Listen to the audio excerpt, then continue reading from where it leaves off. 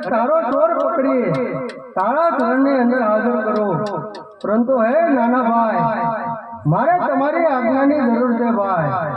અરે મોટા ભાઈ, આટલા બધો ક્રોધ કરવાની કોઈ જરૂર નથી. આયા મેં તમને કોઈ સહાય માટે નથી બોલાવ્યા મારા ભાઈ. આયા તમારી સહાય માટે બોલાવ્યા છે. અત્યારે વડવા રાજાને ગમે વચન આપી શક્યો છું મોટા ભાઈ, તો આપને રાજા અજમલને ઘરે અવતાર લેવાનો છે. અરે કનૈયા, એ વાત કદાપી બનવા શક્ય નથી. પરંતુ હું કહું અને તું સાંભળ નાના ભાઈ.